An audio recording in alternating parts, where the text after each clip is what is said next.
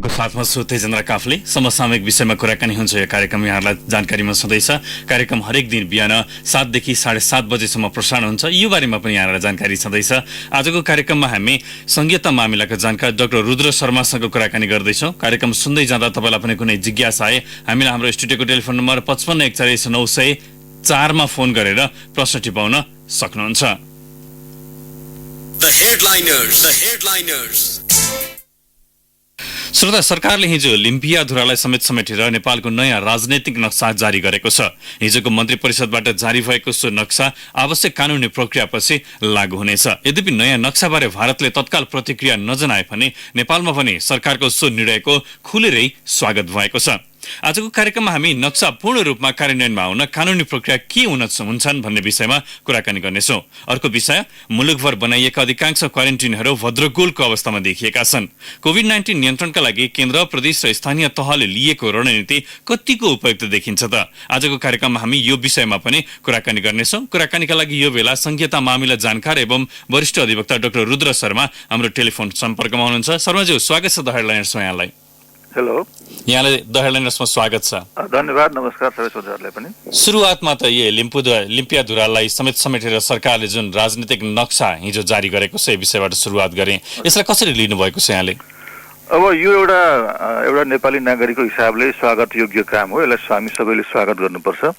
अब यसपछि यसको स्वीकार्यता स्थापित गर्ने हाम्रो जिम्मेवारी हो। अब अलिकति यसमा केही लिगालिटीको कुरा पनि आउला, किनभने यो मन्त्री परिषदले गर्यो, यसलाई संसदले पनि पास गर्नु पर्ला, हैन? हजुर हजुर। अनि त्यसपछि अब अर्को एउटा देशभित्र र देश बाहिर दुईटा यसको स्वीकार्यता इस्टाब्लिस गर्नुपर्ने काम बाँकी रहन्छ। प्रक्रिया पनि त्यसमा केही होला। हजुर हजुर। अब त्यसमा चाहिँ नि देशभित्रको त समस्या भएन, यो अब राम्रोसँग स्वीकार्य भइहाल्छ। त्यसपछि देश बाहिर स्वीकार्यता स्थापित गर्नको लागि यसलाई 3-4 तहमा, एउटा राजनीतिक तहमा, कूटनैतिक तहमा, रणनीतिक तहमा, 3 तहमा यसको काम गर्नुपर्छ। डिफ्रेन्ट फ्रन्टमा एकैचोटि काम गर्नुपर्छ। हजुर हजुर। अब यसरी गर्दाखेरि यसको स्वीकार्यता स्टाब्लिस सहजै भयो भनेदेखि त वेल एन्ड गुड भइहाल्यो। अब यसरी काम गर्दाखेरि यसको चाहिँ स्वीकार्यता स्थापित हुनलाई केही समस्या भयो भने चाहिँ के र यसको विवादको रूप लियो यदि यसले भनेदेखि अब विवाद समाधानको लागि चाहिँ विवादका विभिन्न माध्यमहरू प्रयोग गरेर एउटा पब्लिक इन्टरनेसनल ल यसमा एप्लाई हुन्छ, हैन? पब्लिक इन्टरनेसनल ल हामी अहिले तत्कालको लागि यसको यो विवाद हुन्छन् भन्नेपट्टि नजाउँ, सहज रूपमा कार्यान्वयन हुन्छ भन्ने अपेक्षा नै हाम्रो रहन्छ, हैन? मात्र यो जुन नक्सा हिजो सार्वजनिक भयो, यो नक्सा सार्वजनिक भइसकेपछि अब यो पूर्ण रूपमा हिजो सरकारले जारी गर्यो, सरकारले जारी गरेपछि कार्यान्वयनमै आयो भनेर भन्न सकिने अवस्था हो कि होइन? होइन, अब यो नेपालभित्र कार्यान्वयनमा आयो। नेपालीहरूको लागि, नेपाल सरहदभित्र नेपाली नागरिकको लागि यो अब कार्यान्वयनमा आयो, बाइन्डिङ हुन्छ। सरकारले निर्णय गर्यो, संसदले पनि गर्ला। त्यसपछि हामी नेपालीहरूको लागि यो समस्या भएन। त्यसका लागि कुनै कानुनी प्रक्रियाहरू के रहन्छन्? कानुनी प्रक्रियाहरू मैले अलिकति भने मन्त्री परिषदले गरेको निर्णय भयो, होइन? मन्त्री परिषदको निर्णयले के गर्यो भनेदेखि पहिला भइरहेको नक्सालाई रिप्लेस गरेर अर्को नक्सा बनायो। अब पहिला नक्सा जारी गर्ने अथोरिटी र अहिलेको अथोरिटीको तुलना हुँदाखेरि पहिलाको भन्दा अहिलेको अथोरिटी अलिक कम भयो भन्ने प्रश्न उठ्न सक्ला, किनभने पहिला संसदले पारित गरेको अथवा संविधान सभाले पारित गरेको नक्सालाई मन्त्री परिषदको निर्णयले रिप्लेस गर्न सक्छ कि सक्दैन भन्ने प्रश्न आउला कानुनी रूपमा। त्यस कारणले गर्दाखेरि अब त्यो अथोरिटीलाई, त्यो लिगल भ्यालिडिटीलाई पुरा गर्नको लागि अब यसलाई संसदले पनि निर्णय गर्ला, संसदमा जाला। संसदमा गइसकेपछि संसदले पनि यसलाई पारित गर्ला। त्यसपछि यसको लिगल भ्यालिडिटी अथोरिटी नेपालीहरूको लागि नेपालभित्र यसमा समस्या भएन। संविधान संशोधनसम्मको आवश्यकता पर्छ यसमा? संविधान संशोधनसम्मको आवश्यकता पर्ला। त्यो प्रक्रिया चाहिँ अब यो आन्तरिक रूपमा गर्नुपर्ने, संसदले गर्नुपर्ने गर्ला। यो सुरुवात भयो, अहिले एउटा असल सुरुवातको रूपमा यसलाई लियौँ। र यसको च्यालेन्जहरू चाहिँ त्यही हो। अब पहिलाको अथोरिटी, जुन अथोरिटीले गरेको, संविधान सभाले गरेको भनौँ न, संविधान सभाले गरेको अब अहिलेको संसदले गर्न सक्छ कि सक्दैन भन्ने प्रश्न पनि आउन सक्ला संवैधानिक रूपमा, हैन? कानुनी रूपमा अब संसदले गर्न सक्ला कि नसक्ला भन्ने आउला। तर अब योलाई चाहिँ आन्तरिक रूपमा यसलाई च्यालेन्ज नहोला। आन्तरिक रूपमा यसलाई कसैले पनि च्यालेन्ज गर्दैन। त्यसको स्वीकार्यतामा यसमा प्रश्न हुँदैन। अब यसलाई चाहिँ के छ भने एउटा सीमा भनेको चाहिँ एउटा देश, एउटा कम्युनिटी अफ द नेसन्स हामी रहन्छौँ नि त। त्यसो भएपछि यसलाई चाहिँ नि द्विपक्षीय बाइलेटरल, ट्राइलेटरल र मल्टिल्याटरल फोरमहरूमा यसको चाहिँ हामीले स्वीकार्यता स्थापित गर्नुपर्छ। त्यो भनेको कहाँ कहाँसम्म पुग्छ? संयुक्त राष्ट्र संघसम्म पुग्छ अनि अन्तर्राष्ट्रिय फोरमहरू के प्रयोग गर्न सक्छन्? होइन, मल्टिल्याटरल बाइलेटरल भन्नाले त अब सबैभन्दा बढी अब अहिले नेपाल र इन्डियाको हुन सक्यो र नेपाल र चाइनाको हुन सक्यो बाइलेटरल, त्यो भयो। ट्राइलेटरल हुँदाखेरि नेपाल, इन्डिया, चाइना त्रिपक्षीय हुन सक्छ। अब मल्टिल्याटरलमा चाहिँ के हुन्छ भने मल्टिल्याटरल भनेको अब सबैभन्दा ठुलो र चिनिएको मल्टिल्याटरल फोरम भनेको युनाइटेड नेसन नै हो। त्यो युनाइटेड नेसनदेखि बाहेक पनि अब अहिलेको प्लुरल सोसाइटी र अहिलेको मिडिया, अहिलेको जमानामा यो विभिन्न क्यानभासिङ, इन्टरनेसनल क्यानभासिङ भन्छ नि, एउटा फर्मल प्रोसेसमा जानुभन्दा अगाडि, फर्मल प्रोसेस सुरु हुनुभन्दा अगाडि पनि इन्फर्मल प्रोसेसहरूले, क्यानभासिङहरूले र यो विवादका धेरै सयौं हजारौं आयामहरू हुन्छन्, डाइमेन्सनहरू हुन्छन्, त्यो सबै डाइमेन्सनहरूमा तयारीका साथ रहेर हामीले यसको स्वीकार्यता स्थापित गर्न सक्नुपर्छ। र यदि विवादकै रूपमा यदि पछि कुनै गरेरमा लियो भने यसले चाहिँ नि विवाद समाधानको लागि पनि यसका चाहिँ नि मेडिएसन, नेगोसिएसन हुनसक्छ, अल्टरनेटिभहरू हुनसक्छ, विभिन्न चाहिँ नि यसको टुल्सहरू, वेपन्सहरू विवाद समाधानको प्रयोग गरेर यसलाई चाहिँ विवाद केही आएछ भने त्यसलाई समाधान गर्न सक्नुपर्छ र यसको स्वीकार्यता चाहिँ बढाउनुपर्छ, स्वीकार्य स्थापित गर्नुपर्छ। अब जस्तो संयुक्त राष्ट्र संघमा नेपाल सरकारले हिजो जुन रूपमा नयाँ नक्सा, राजनीतिक नक्सा जारी गरेको छ, त्यो संयुक्त राष्ट्र संघमा पनि स्थापित गराउनको लागि, दर्ता गराउनको लागि भनौँ सिधा अर्थमा भन्दा, त्यहाँ दर्ता गर्नको लागि सरकारले आफ्नो पहल गर्ला। हिजोका दिनमा जुन काली नदी, महाकाली नदी र पूर्वमा चाहिँ मेची नदी भनेर जुन सीमा एउटा निर्धारण गरिएको थियो, त्यसलाई रिप्लेस गर्ने गरीको नयाँ नक्सा स्थापित गराउने कानुनी प्रक्रियाहरू के हुन सक्छन्? होइन, योलाई रिप्लेस भन्दा पनि पहिला जुन थियो त्यो नै छँदैछ। अब पहिलाकोमा केही अब हामीले केही समयसम्म अब त्यो नक्सा बनाउने काममा त्रुटि भयो भनौँ न। अब अहिले त त्रुटि नै सच्याएको हो। ओरिजिनल नेपालको टेरिटोरी त्यही नै हो। अब त्यो 1618देखिको डकुमेन्टहरूले त्यसलाई भेरिफाई नै गर्छ। अब त्यो त्रुटि करेक्सन गरेको हो नेपालले।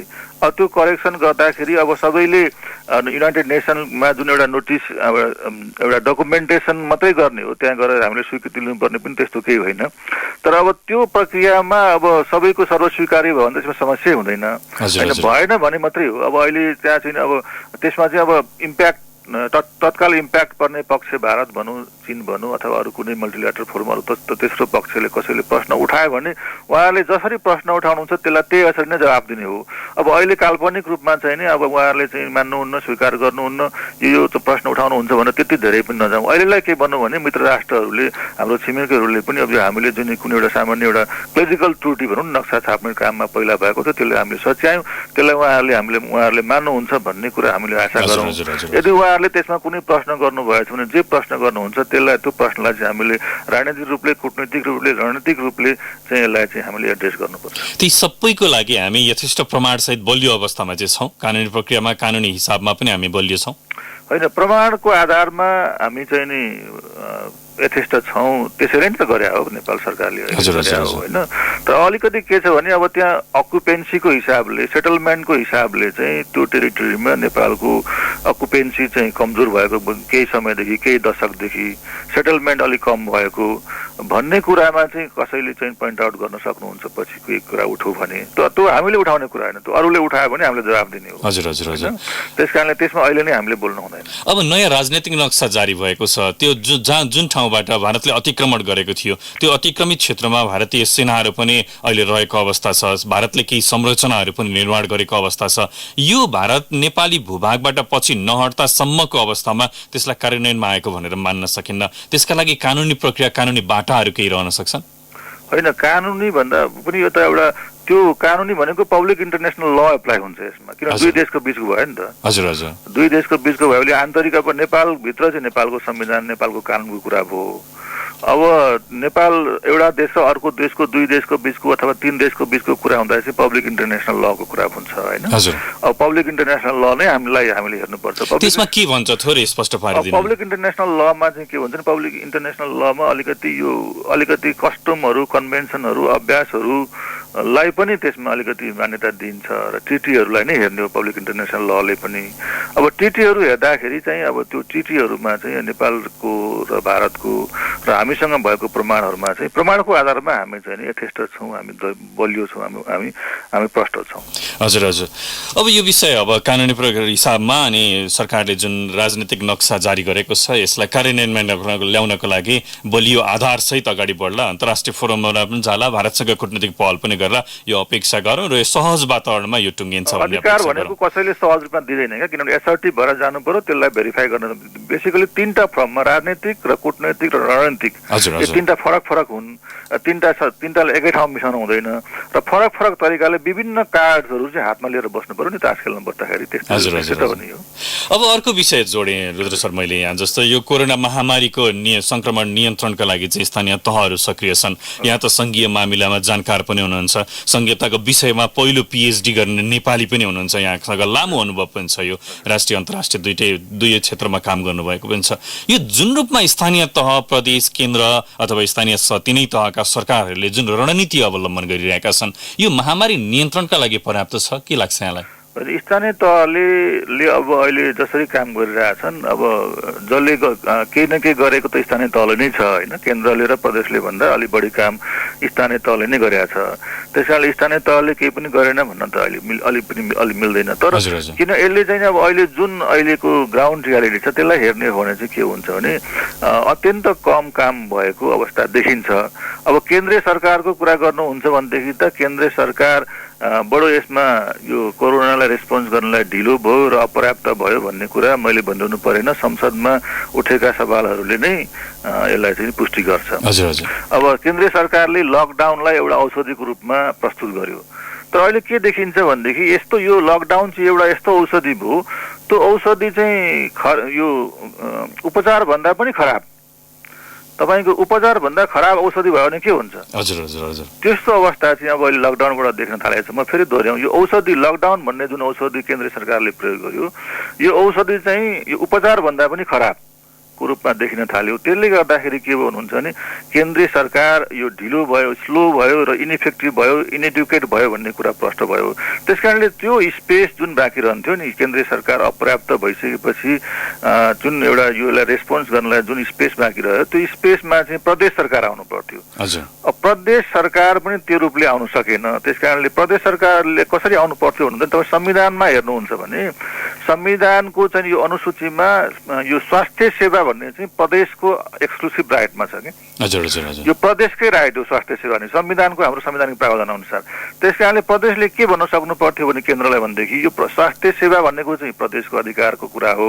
त्यसकारणले केन्द्रीय सरकारलाई चाहिँ हामी एउटा मेजर पोलिसी डिसिजनको लागि रिसोर्स मोबिलाइजेसनको लागि केन्द्र सरकारलाई हामीले कुर्ने हो। यदि प्रदेश सरकारले नगर्दाखेरि चाहिँ यो चाहिँ जनताको जीवको धनको सवाल भएको हुनाले चाहिँ नि प्रदेश सरकारले चाहिँ आफ्नो नेतृत्व लिन सक्ने अवस्था चाहिँ प्रदेश सरकारले एउटा गुमायो, अपर्च्युनिटी पनि गुमायो। तर अझै पनि केही बाँकी छ, प्रदेश सरकार चाहिँ एसर्टिभ भएर आउन सकेन। अर्को स्थानीय सरकारको तपाईँले कुरा गर्नुहुन्छ भयो, स्थानीय सरकारको संविधानमा हेर्दाखेरि स्थानीय सेवाको व्यवस्थापन, स्थानीय तथ्याङ्कको तर अभिलेख सङ्कलन र स्थानीय अभिलेख व्यवस्थापनको काम चाहिँ संविधानले नै स्थानीय तहलाई दिएको छ। त्यसकारणले गर्दाखेरि यो स्थानीय तहले यी तीनटा काम गर्नलाई चाहिँ के हुन्छ भने केन्द्र सरकारबाट ठुलो बजेटको अथवा रिसोर्सेसको पनि चाहिँ नि अपेक्षा गरिरहनु पर्दैन, किनभने यसलाई ठुलो बजेट पनि लाग्दैन। जस्तो अब किटको कुरा गर्नुहुन्छ, अरू मेडिकल इक्विपमेन्टको कुरा गर्नुहुन्छ भने त्यो केन्द्र सरकारको मुख ताक्नु पर्ला, प्रदेशको मुख ताक्नु पर्ला। किनभने स्थानीय तहलाई म आफै सरकार हो, म आफै एउटा फुल फ्लेज सरकार हो भन्ने कुरामा अझै कन्फ्युज छ कि जस्तो देखिन्छ क्या। किनभने अब केन्द्र स्थानीय सरकारले चाहिँ अब खोइ प्रदेशले केही भनेको छैन, केन्द्रले केही भनेको छैन, रिसोर्स पनि छैन, पैसा पनि छैन, आदि इत्यादि स्थानीय सरकारको चाहिँ गुनासो सुनिन्छ। अब त्यो गुनासो आफ्नो ठाउँमा जायजै होला, तर त्यति हुँदै पनि स्थानीय सरकारले म आफैमा एउटा सरकार हुँ, फुल फ्लेज सरकार हुँ र मैले चाहिँ संविधानले दिएको काम गर्नको लागि म आफैले गर्न सक्नुपर्छ र रिसोर्स जुटाउन पनि सक्नुपर्छ, रिसोर्स नभएको ठाउँमा माग्न सक्नुपर्छ भन्ने हिसाबले जस्तो गर्नुपर्छ। जस्तो किन भन्नुहुन्छ भने अब अहिले लकडाउन हाम्रोमा मात्रै भएको होइन, संसारमा भरि भएको हो। त्यस कारणले हामी सँगसँगै छिमेकीहरूले के गरे, अरू देशहरूले के गरे त्यो पनि त हेर्नु पर्यो नि। त्यसो हुँदाखेरि के देखिन्छ भने अब हामी यो कोरोना अब यतिकै निको हुने होइन, अब यो कोरोनासँगै हामीले बाँच्न सक्नुपर्छ लामो समयसम्म भन्ने त आइसक्यो नि। भनेपछि तिनै तहका सरकारबीच आवश्यक समन्वयको अभाव रह्यो कोरोना महामारी नियन्त्रणका लागि भनेर बुझ्न चाहिँ सकियो यहाँ? समन्वय अलिअलि त गर्नुभयो होला, तर चाहिँ नि अब यो उहाँहरू सुरुमा त अलिकति कन्फ्युज हुनुभयो होला, किन पहिलो हप्ता दोस्रो हप्ता त अलिकति एक्सक्युज पनि थियो सरकारलाई। हजुर हजुर। किनभने अब यो के हो कस्तो हो नयाँ कुरा हो बुझिएन भन्ने कुरा पनि भयो। तर जब 2 हप्तासम्म लकडाउन भयो, 2 हप्ता भनेको लङ टाइम हो होइन, धेरै लामो समय हो। त्यो it's a matter of public health emergency. यो पब्लिक हेल्थ इमर्जेन्सीको कुरामा चाहिँ 1 आवर इज लङ टाइम। 1 घन्टा भनेको लामो समय हो। 1 घन्टामा चाहिँ मान्छेको ज्यान बच्ने कि नबच्ने निर्णय हुन्छ। त्यस कारणले गर्दाखेरि सुरुको 2 हप्तामा केन्द्र सरकारले, प्रदेश सरकारले, स्थानीय सरकारले धेरै पर्याप्त चाहिँ तयारी गर्नु पर्थ्यो र जनतालाई के आश्वासन दिन सक्नु पर्थ्यो भनेदेखि अब चाहिँ नि यदि केही भइहाल्यो भने पनि हामी छौँ है भन्ने चाहिँ अब आश्वासन दिन सक्ने हुनु पर्थ्यो। क्वारेन्टाइनमा जाँदाखेरि मान्छे हाँसी खुसी साथ त म क्वारेन्टाइन भनेको एउटा सेफ प्लेस हो, म त्यहाँ गएपछि आखिर मलाई चाहिँ सुरक्षा हुन्छ भन्ने एउटा जनतामा विश्वास जाहेर हुन सक्नु पर्थ्यो। त्यो त अहिले भएन नि त, मान्छेमा क्वारेन्टाइनमा जान त मान्छे चाहँदैन नि। पूर्वाधार र रकम अलिकति अपर्याप्त छ स्थानीय तहको सरकारलाई भन्ने कुराको चाहिँ प्रमाणहरू हो नि, रकमको अभाव पनि होला, पूर्वाधारको अभाव पनि होला, तर यो क्राइसिसमा त सबै कुरा सहजता हुँदैन नि त। हजुर हजुर। क्राइसिस म्यानेजमेन्ट भनेको त्यस्तै हो नि त। क्राइसिसमा त सबै कुरा प्राप्त गर्ने, आदेश दिने, अनि त्यसपछि आदेश बमोजिम काम हुने, त्यो सबै त्यस्तो हुँदैन नि त। केन्द्रीय सरकारले आफ्नो अधिकार तल्ला दिन चाहँदैन, प्रदेशलाई दिन चाहँदैन, स्थानीय तहलाई पनि दिन चाहँदैन। यो अधिकार भनेको लिने कुरा हो, दिने कुरा होइन भन्ने कुरा त हाम्रो यो रिटोरिक हाम्रो संहिताको बसमा कुरा गरि नै रहेको छ। तर अब स्थानीय सरकारले पनि आफूलाई म आफै फुल फ्लेज यो चाहिँ नि सरकारको रूपमा आफूलाई सम्झेर अनि त्यसपछि संविधान पल्टाएर संविधानमा व्यवस्था भए बमोजिमको काम गर्न त एसर्टिभ हुनुपर्ने हो। त्यसो भए स्थानीय तहको सरकारले प्रदेशको मुख ताके, प्रदेशले केन्द्र सरकारको मुख ताके, केन्द्र सरकारले काम गरेन भनेर चाहिँ बुझौँ होइन। केन्द्र यो तीनटै सरकार तपाईँ हामी सबै अब सुरुको 1-2 हप्ता त अल्मलियौँ होइन। हजुर।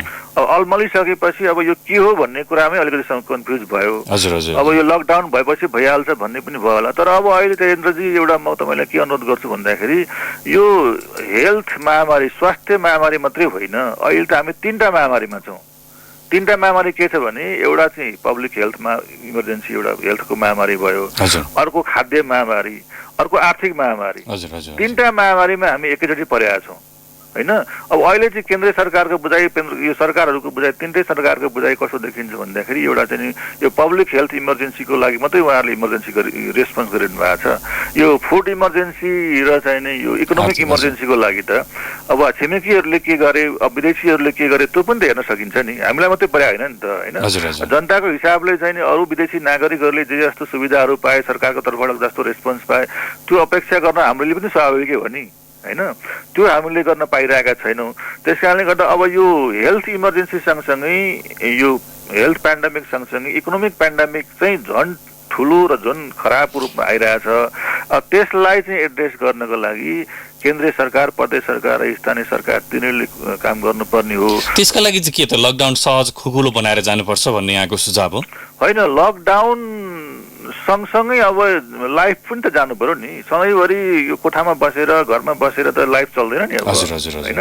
त्यो त देखियो नि। अब लाइफ सम्भव रहेछ नि। युरोप अमेरिकामा कोही कुरा नगरौँ, यही हाम्रो सीमा पारिक मान्छेहरूले के गर्न थालिसके होइन। उनीहरूलाई पनि त लकडाउन उस्तै हो नि, कोरोना त उहाँहरूलाई पनि उस्तै हो नि। तर लाइफ त त्यहाँ चल्न सुरु भइसक्यो नि होइन। लाइफ त मुभ भइसक्यो नि।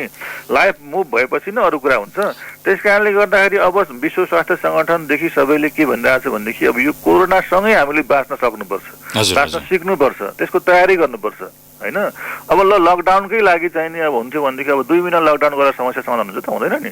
अब नि जस्तो जुन रूपमा अहिले स्थानीय तहका सरकारहरूले अथवा प्रदेशले अथवा केन्द्र सरकारले रणनीति अवलम्बन गरिरहेको छ, त्यो कार्यान्वयनमा ल्याउँदैछ। केही ठाउँहरूमा चुकेका छन्, केही एकदम उल्लेख्य कामहरू पनि गरेका छन् होइन। त्यही कर्णाली प्रदेशले कुनै पनि कोरोना संक्रमितलाई आफ्नो प्रदेशभित्र भित्र्याउन दिइरहेको छैन। सुदूरपश्चिम प्रदेश सरकारले चाहिँ कोरोना संक्रमणलाई पछिल्लो समय नियन्त्रणमा राखेको छ। तर त्यही अधिकार प्राप्त भएको प्रदेश 5मा भयावह स्थिति छ। प्रदेश 2 का सबै जिल्लाहरूमा चाहिँ कोरोना संक्रमण फैलिएको छ। किन यो कारणले फरक रह्यो? त्यो मैले तपाईँलाई अघि नै भने नि, यो पब्लिक हेल्थ इमर्जेन्सीमा 1 आवर इज लङ टाइम। 1 घन्टा लामो समय हो। यो नियन्त्रण गर्नको लागि।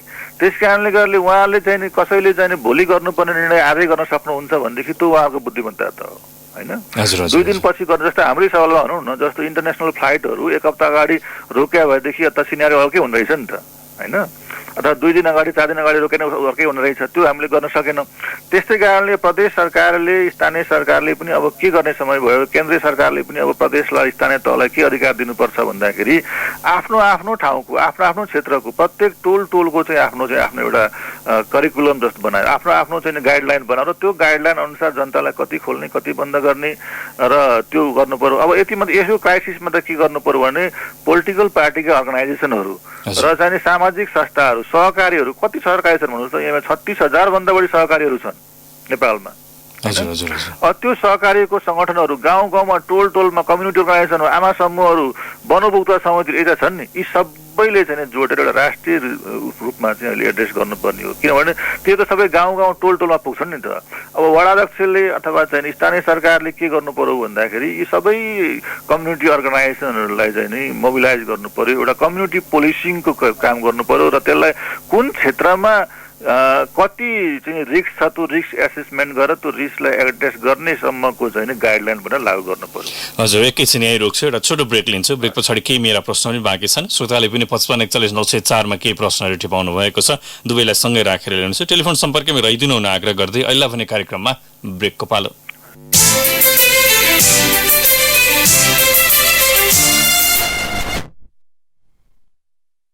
हेडलाइनर्समा आजको कार्यक्रममा हामी संहिता मामिला जानकार एवं वरिष्ठ अधिवक्ता डाक्टर रुद्र शर्मासँग कुराकानी गरिरहेका छौँ। रुद्र सर, पुनः स्वागत छ द हेडलाइन्समा यहाँलाई। धन्यवाद। केही श्रोताको प्रश्न राख्छु, त्यस पछाडि मेरा प्रश्न जोड्नेछु। एउटा प्रश्न चुडामणि भट्टराईले मोरङबाट उठाउनु भएको छ, त्यही प्रश्नबाट सुरुवात गरेँ। यो जुन नयाँ नक्सा, राजनीतिक नक्सा सरकारले सार्वजनिक गरेको छ, जारी गरेको छ, यो जारी भए पछाडि भारतले अतिक्रमण गरेका अन्य भूमि पनि फिर्ता हुने अवस्था रहन्छ कि रहन्न? होइन, त्यो कालापानीको समस्या त्यो अब कसरी सरकारले प्रस्तुत गर्ने हो। अब एउटा प्याकेज डिलमा गर्दाखेरि समग्र रूपमा एकैचोटि डिल गरौँ भन्दाखेरि एउटा सिनारियो आउला, 1 by 1 गर्दा एउटा आउला, तर अलिकति हाम्रो बार्गेनिङको चाहिँ क्यापासिटी चाहिँ त्यसमा बढ्न सक्छ। हजुर। मुकुन्द प्रसाद अधिकारीले गोठाटारबाट सोध्नु भएको छ, अहिलेको सरकारले ग्रेटर नेपालको मुद्दा उठाउन सक्छ? ग्रेटर नेपाल भनेको त एउटा साहित्यिक कुरा हो, त्यो साहित्यसम्म त्यो ठिकै छ। साहित्यभन्दा माथि अलिकति पोलिटिकल डिप्लोमेटिक स्ट्रेटेजिक लेभलमा अब त्यो अब सरकारले कसरी प्रयोग गर्छ त्यसलाई अलग कुरा भयो। त्यो अब तपाईँ हामीको लागि चाहिँ एउटा राम्रो साहित्य हो। हजुर, उहाँको आशय सायद यो जुन सुगौली सन्धि अगाडिको नेपालको चर्चा हुनुपर्छ, त्यसलाई अहिले साहित्यको रूपमा मात्रै बुझौँ। हजुर। सञ्जीव गौतमले मोरङबाट र श्याम खतिवडाले सुनसरीबाट एउटै प्रश्न राख्नु भएको छ, पूर्व पश्चिम राजमार्ग सहित सगरमाथाको गुगलमा भएका गलत सूचनाबारे के हुन्छ? अब सगरमाथाको बारेमा पनि हाम्रो ऐतिहासिक रूपमा भन्दाखेरि के छ भने अब यो सुचुरोमा कसैको अधिकार नलाग्ने, यो उतापट्टि चाइनाको यतापट्टि नेपालको भन्ने छ होइन। अब त्यति बेला बिपी कोइरालाले गर्नुभएको सन्धि लगायतका कुराहरू छ, त्यसमा पनि अब अलिकति धेरै मान्छेहरू कतिको जानकार होलान् कतिको नहोलान्। अब अहिले नयाँ कुराहरू पनि आइरहेको छ, चाइनाले पनि सगरमाथा हाम्रो हो भन्ने कुरा पनि आइरहेको छ होइन। त्यो कुरामा अब सरकारको तर्फबाट केही पनि आइरहेको छैन, त्यो चाहिँ नै सरकारले अलिकति प्रष्ट पारेर यही समस्या छ जस्तो मलाई अहिले लाग्दैन। यदि समस्या हो भनेदेखि त्यसमा प्रष्टाउनु पर्छ। सानु योजनले भक्तपुरबाट, खेमचन्द्र वस्तीले धनकुटाबाट र नरोत्तम ढकालले इटरीबाट एउटै प्रश्न राख्नु भएको छ, यो जुन म्याप नयाँ बनाउन सुरु गरेको छ, सरकारले जारी गरेको छ, यो बनाइसकेपछि अन्तर्राष्ट्रिय विद तपाईँ लगायत कोहीसँग छलफल भएको थियो, यसको साक्षी यहाँहरू पनि बस्नु भएको छ भनेर सोध्नु भएको छ? अब त्यस्तो त मलाई लाग्दैन, किन भन्दाखेरि 1 हप्ता अगाडिसम्म अब यो भूमि सुधार मन्त्रीको कुरा सुन्दाखेरि अर्कै कुरा थियो, उहाँले अहिले बनाउनु भयो पब्लिक प्रेसरमै बनाउनु भएको होला सायद होइन। अब आन्तरिक रूपमा नेपाल सरकारकै आन्तरिक इन हाउस विज्ञहरू त हुनु होला, कानुन मन्त्रालय होला, उहाँहरूसँग सम्पर्क गर्नु होला। अब पब्लिकली त्यस्तो धेरै ठुलो छलफल भयो जस्तो लाग्दैन, अहिले अवस्था पनि त्यस्तो होइन। मोहम्मद जिब्रिल हकले सप्तरीबाट सोध्नु भएको छ, कुटनीतिक बाटोबाट समाधान नखोजेर सरकारले किन एकलौटी रूपमा चाहिँ यो नक्सा सार्वजनिक गरेको होला, के लाग्छ भनेर सोही आशयको प्रश्न रामकृष्ण श्रेष्ठको इमाडोलबाट पनि छ। त्यो अघि मैले भने नि यसमा चाहिँ नि राजनीतिक, कुटनीतिक र रणनीतिक 3टा फ्रन्टमा काम गर्नुपर्ने हो। अब त्यसरी नै सरकारले गरे हो कि अथवा पब्लिक प्रेसरलाई एड्रेस गर्नलाई, पब्लिक कन्जम्सनको लागि मात्रै गरे हो, त्यो त उहाँहरूलाई थाहा होला।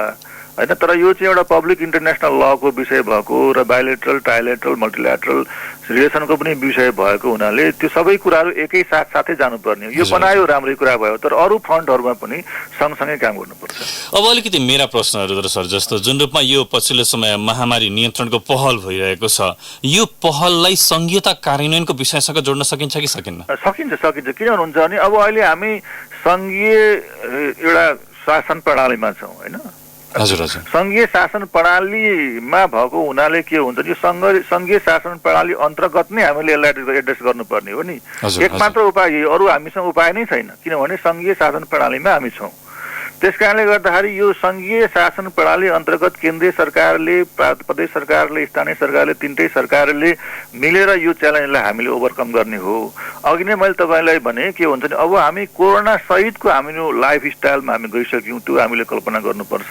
कोरोना रहित हामी अब हुन धेरै लामो समय लाग्छ। त्यसकारणले गर्दाखेरि अब हामीले सोच्ने भनेको चाहिँ के हो भन्दाखेरि एउटा आर्थिक जीवन हाम्रो के हुन सक्छ होइन। अब इकोनोमीलाई कसरी रिभाइभ गर्न सक्छ, अब निजी क्षेत्रले मैले जान्न खोजेको के भने जस्तो यो कोरोना नियन्त्रणको जुन पहलहरू भइरहेको छ, यो पहलले चाहिँ यो संघीयता चाहिँ नेपालमा सफल हुन्छ अथवा सफल बनाइदैछ, अथवा यसले चाहिँ नियन्त्रणमा ल्याउन सकेन भने यो असफल भयो संघीयता भन्ने खालका चर्चाहरू पनि सुरु भएका छन्। यो चाहिँ तुलना कसरी गर्ने भन्ने जान्न खोजेको। त्यो त अब त्यो पुरानो भइसक्यो। किन भन्नुहुन्छ भने कसरी पुरानो गर्नुहुन्छ भने पहिला चाहिने संघीयताको नामै सुन्न नचाहने व्यक्तिहरूले पनि अब अहिले खुलेर के भन्नुहुन्छ भनेदेखि केन्द्र र स्थानीय तह चाहिँ चाहिने रहेछ, यो प्रदेश के हो कसो भन्न थाल्नु भइरहेछ। अब भने पहिला चाहिँ संघीयता के कसो भन्नेहरूले संघीयता यो अहिलेको महामारीमा स्थानीय सरकार नभएको भए, प्रदेश नभएको भए यति पनि हुने थिएन, यो बडो अप्ठ्यारो पर्ने रहेछ भन्ने उहाँहरूले महसुस गर्नुभएको छ। हालाकि अझै प्रदेश सरकारले आफ्नो चाहिँ नि नेतृत्व देखाउन सकेका छैन। त्यसकारणले स्वीकार्यता अहिले वात्तै बढेर गएको छ, संघीयताको भाइबिलिटी बढेर गएको छ। तर यो त चाहिँ नि यो डिबेट त भइ नै रहन्छ नि। तर ओभरअल संघीयता मार्फत नै, संघीय शासन प्रणाली मार्फत नै अब यो न्यू च्यालेन्जको यो एड्रेस गर्न सकिन्छ भन्ने कुरा स्थापित भएको छ। बेसिकली स्थानीय सरकारको बाट अहिले कसैले क्वेसनै गर्दैन। प्रदेश सरकारको संघीयताको पनि सुन्न नचाहनेहरू पनि अहिले स्थानीय सरकार चाहिँ चाहिन्छ भन्न थाल्नु भएको छ। प्रदेशमा अलिकति क्वेसन मार्क छ होइन। प्रदेशलाई चाहिँ अलिकति प्रदेश त डिबेटेबल छ नि। प्रदेश भनेको त तपाईँको 3टा हुन पनि सक्छ।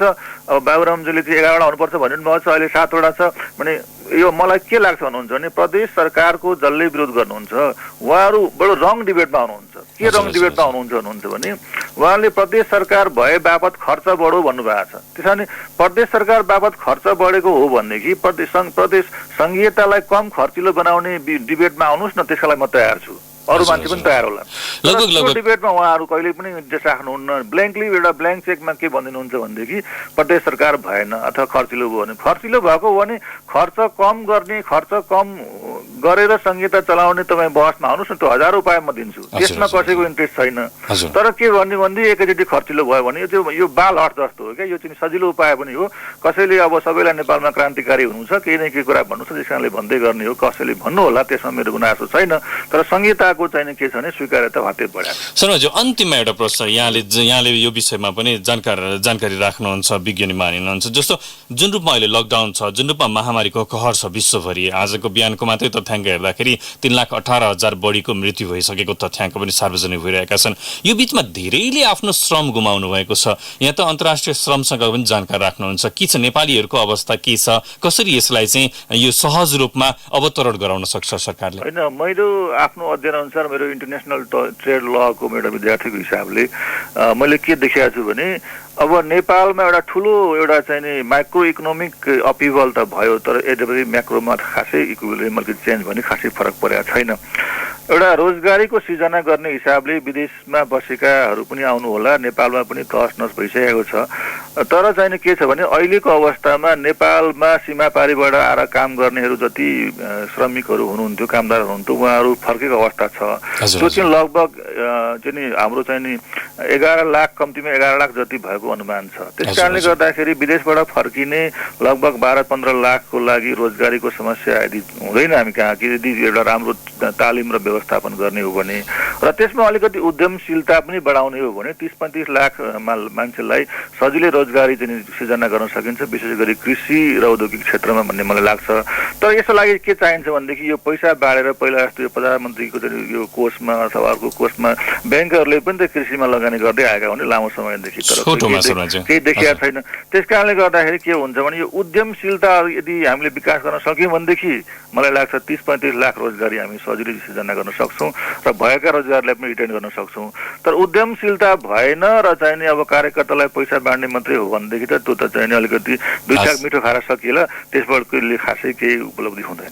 हस्, धन्यवाद यहाँले समय दिनुभयो द हेडलाइन्सको लागि। धन्यवाद तपाईँलाई। उहाँ हुनुहुन्थ्यो डाक्टर रुद्र शर्मा, संहिता मामिला जानकार एवं वरिष्ठ अधिवक्ता। उहाँसँग बसेर विशेष गरेर हामीले संहिता यो कार्यान्वयनमा आइसकेपछि जुन रूपमा यो महामारी छ, कोरोना महामारी, यसको नियन्त्रणको लागि स्थानीय तहदेखिका माथिल्लो सरकारहरूले गरेको पहल कतिको पर्याप्त छ, विषयमा केन्द्रित रहेर कुराकानी गर्यौँ। आजलाई द हेडलाइन्स यति नै। प्रविधि संयोजनको लागि दीपकजी अनि रवि दाइलाई धन्यवाद। कार्यक्रमबाट तेजेन्द्र आगे माग्छु। नमस्कार।